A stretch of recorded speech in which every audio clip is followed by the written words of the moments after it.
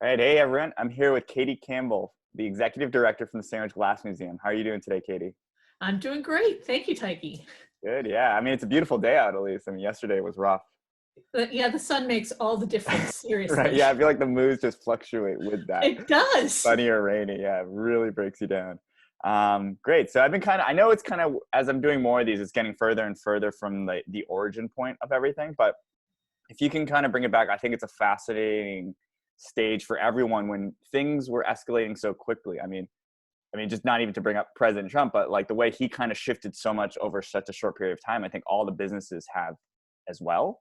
I don't know if you could Sure. talk about a little bit near the beginning, like, 4 weeks ago when things were starting to unfold. Yeah.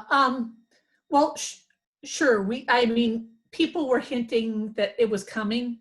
Hmm. So we fortunately made a whole bunch of policies before the state and the federal government made them for us. Yeah. So basically, my main concern was looking after my team. Yeah. We have a small team anyway. And also, how do we continue to stay in people's front of people's minds, Yeah. even when they can't go to the museum. Hmm. And there have been a lot of ways to do that for us. And really, my staff was terrific. We just sort of brainstormed about ways that we could stay relevant. But so we sort of tapered off as the attendance sort of dwindled down. Hmm. We knew what was coming. Ironically, right before the state decided to do the shutdown, we had like 130 kids come through with a school group. Oh and my I gosh. and I said, let's call the schools, make sure they're not really coming. But they really came. Yeah. And I think at that time, there was a feeling that it was really only the elderly and those that were compromised that were at risk. So people Right. were maybe a little more cavalier. But we're also, while we're a small museum, there's a lot of space to go. You don't have to be smushed up together. Right. Yeah. So it all worked out great. And they did it in stages. So in fairness to the schools, they had very They manageable cooperated. sizes. I, But yeah, so basically what we're trying to do now is we're using social media in ways that we have before, but in a much greater way. So mhm. we took past exhibits that we've done and sort of reconfigured them so that we could use um, the collections digitally. Mhm. We're doing a lot more of, we do a segment on Facebook called Do You Know, which is basically taking one piece of historic glass that we have in the collection and explaining what it is and how it was used. Because oftentimes, and for me personally, I find a piece of glass and I'm like, whoa, I had no idea that this thing was made out of glass, or Yeah. that this thing functioned. When you think back to the 1800s, you don't think about the fact that there was no plastic. And Right. Yeah. and we have so many things that have some element of plastic in them. Mhm. And so a lot of things were made out of glass that you just wouldn't normally think were made out of glass. Yeah. Right. That's a good point. So we do that. That's been really popular. And then really most important, another really important thing for us is, while the staff is the family, so are the glass artists that we work with. Yeah. So we're doing our level best to promote those glass artists so that they can stay fiscally solvent as well. So Yeah. every week we do a virtual glass show that has a theme, and so people can still buy glass through the store online, and we have a system for the glass artists. Actually do the shipping because they've got the stock, and then the stuff that we have in stock we do and ship out once a week. Oh, So that's it awesome. allows us to have a little bit of income, but it also allows us to support the glass industry, which is so important and really is taking a hit. Yeah. So Because I know my parents have shut down their shop, and obviously they have stock and things like that. But yeah, it's pretty brutal, I'm sure, for a lot of working yeah, artists. so any chance we get to sort of do this, Yeah. and I've got to say also that Sandwich has been such an amazing town for such a small town. Yeah. Everything I see online just seems to be so benevolent, like no negativity. Everybody's pushing for everybody. Yeah. And while you're trying to be safe, at the same time, you're really cognizant of how we all are sort of interwoven together. Mhm. And so if one person fails, everybody fails. But if one person, kind of survives, everybody has a chance. And one of the things from watching your videos is that I think that's just more apparent than ever. I know it's amazing how much positivity a lot of these businesses and how much people want to go out and support while still maintaining safety and like Exactly. restrictions. Yeah, which is great. Exactly. And so, yeah, so it's absolutely been a challenge. The administrative part of it has been nightmarish. I've heard that from many people. Yeah. Yeah. The just the whole sort of CARES Act funding thing has been very stressful. But again, my team has been so great. My board has been so great, just being as flexible as they really can be given the situation. So, yeah. So has the that's more government information than you wanted, but has there been a lot of stuff specifically for museums, especially museums that aren't like, the Smithsonian or anything giant, like more smaller scale museums? Has there been any sort of plan? I know there's stuff for small businesses kind of coming out. right. But, Well, and nonprofits fit into that same category. Right. Okay. So they're included. There is a bunch of, there are some large scale art museum and art institutions that are lobbying hard for additional funding for institutions like us. And museums, as you know, can range from here's my Jello collection in my basement Right. to exactly the Smithsonian, which is 95 bazillion buildings and a trillion pieces in the collection. Right. But yeah, we have we're fortunate in that we have a little bit of a diversified revenue stream. So besides gate, we do a lot in our store, and so I kind of feel like we're in a better position than a lot of museums that aren't sort of geared that way. All museums have a museum store, but oftentimes in smaller museums like ours, it's in the corner, curated by volunteers, and it's t-shirts and postcards. And that's nice, but that's not going to pay the light bill.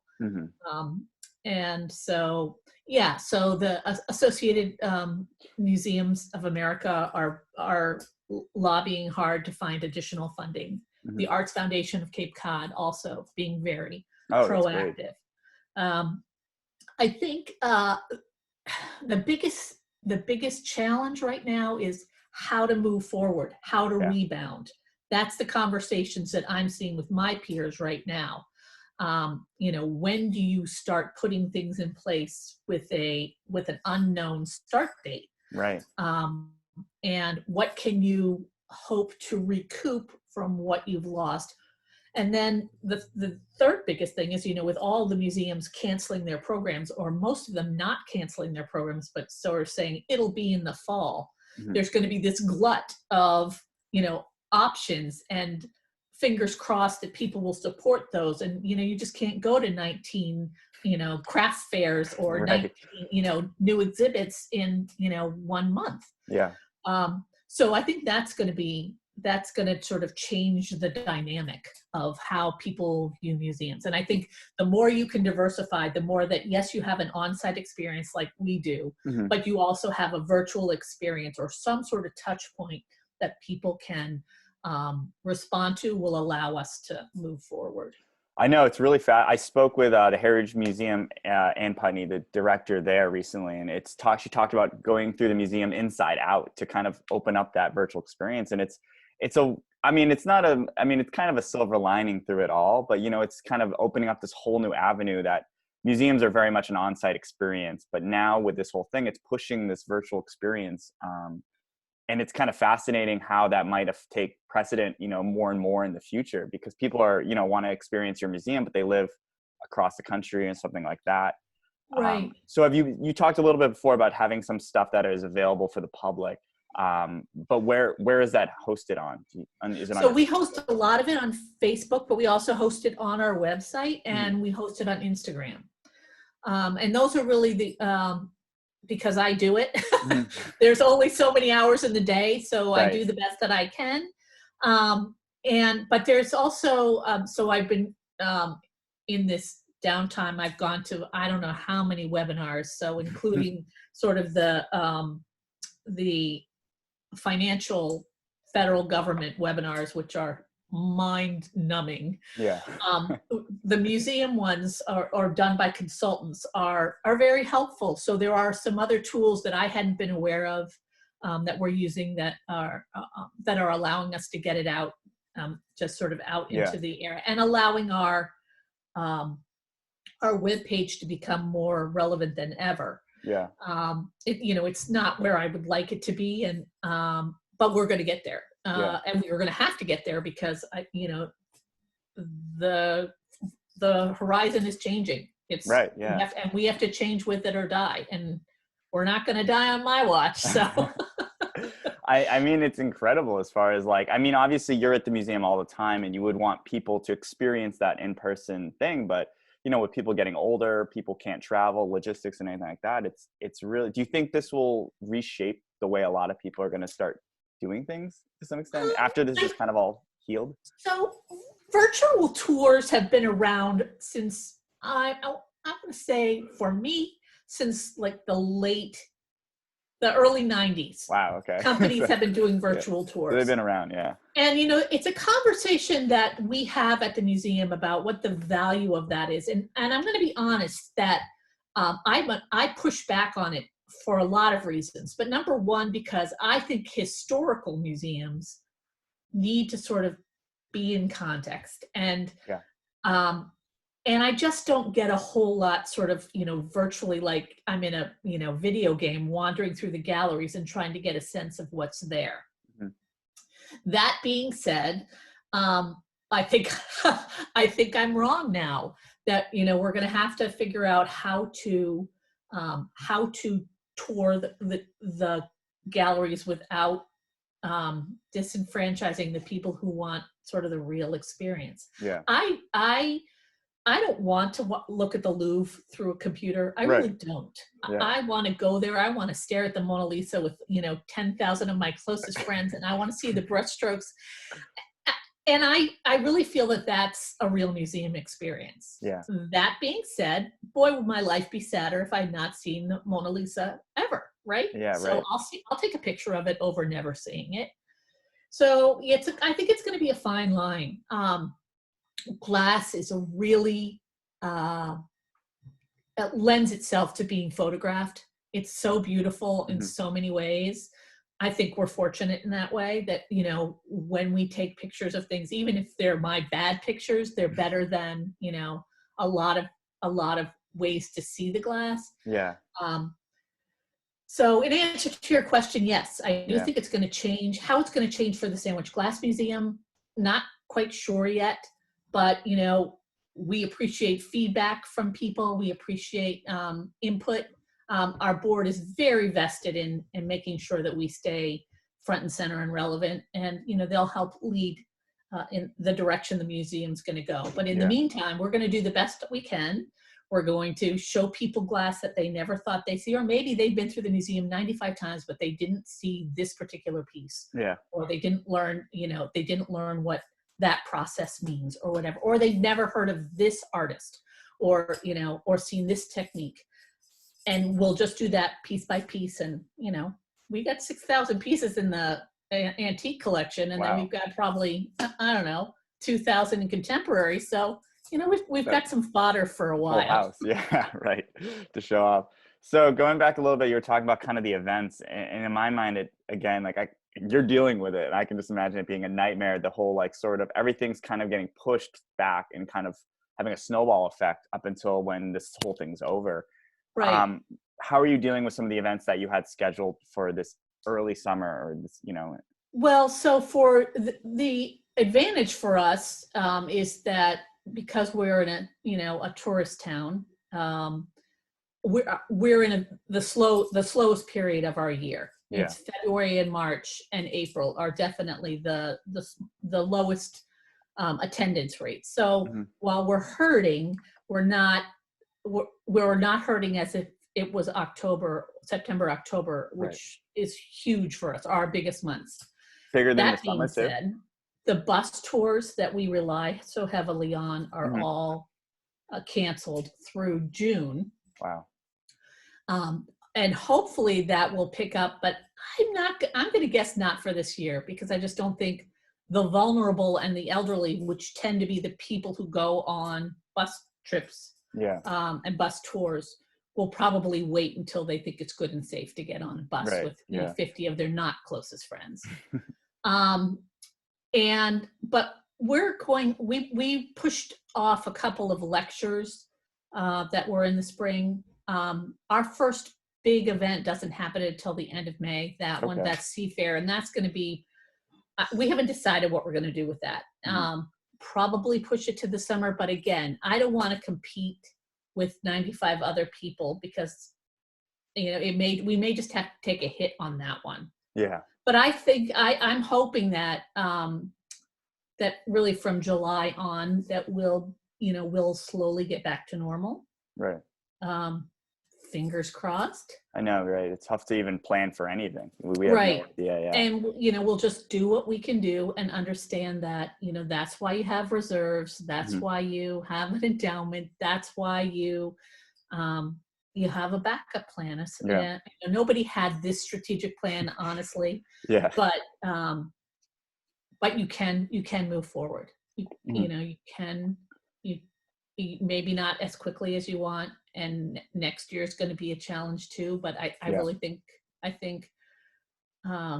think most cultural institutions of our size and of our duration will be okay. Well, it's good to hear. It's good to hear the positivity in it. We have to Yeah, be you have to positive, be right? positive. That's all you can be. So I know this is a tough thing for a lot of people, but can you provide any sort of specific dates? Although, as we know that could be changed, but as of Right. now, do you have any certain dates about when the museum will reopen? Well, I mean, it's really going to depend on Governor Baker, Mm-hmm. because we could open if nobody's allowed to go there. That's going to be a problem. Yeah. We run the furnace. We turned the furnace off at the beginning of March, and the furnace costs $1 gazillion to run Yeah. every month. No joke. If we're not making glass or demonstrating, we have to make enough money to cover that cost. Right. Yeah. So again, if the governor says we're good to go, if they don't cancel schools before the end of the year, another thing that happens to us, like a lot of cultural institutions, is field trips happen at the end of the year. Mm-hmm. Now, whether that will happen in this environment, it remains to be seen. Yeah. I forgot your question. No, I know it's almost kind of a moot point, but like just kind of when you guys have anticipated to open up with the current restrictions right now, because I Right. think So we have May 1st as our number right now, and that I think that is going to change. Yeah. And I'm going to hope June 1st would be a safe date. Yeah. But we're going to have to be flexible, and Right. we just have to pay attention to the environment, and what people I don't want to put anybody's health at risk, including my team. Right. And I don't want to put the guests at risk, and even people who are cavalier about going out. I don't want to help you do that either. Yeah.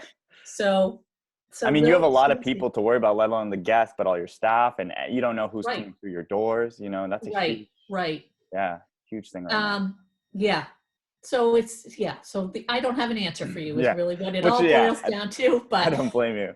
So I guess kind of in a way to just wrap this up, I've been giving you guys, the interviewee, a chance to give one final statement, or things that you kind of want to see more from the community, or things you've seen in the community that you really appreciate. I don't know if there's anything, whether it's supporting local artists, local restaurants. Yeah. I mean, I kind of touched on that at the beginning. The two things are: one, thank you, Sandwich, for being so terrific and including us. I'm going to say Cape Cod, Sandwich and Cape Cod. The chambers of commerce have promoted us, even though we're closed. And the Cape and Islands Historical Association has promoted us. Sandwich public TV is promoting it. I mean, as long as people know that we're not going anywhere, and B, that if they want to buy glass and they want to support our artists, and when I say artists, I mean the community of artists, not just the museum's artists, please do that. If you have to buy a birthday present, or you have to buy a Mother's Day present, or whatever, think about us. Think about the local artists. Just like you would think about, going to Scenic Roots and buying a plant locally, or, going to Cafe Chew and buying a sandwich locally. Think about, if you're going to go buy something for somebody, buy something that means something to your community. Right. And and they have been, and I appreciate that so much.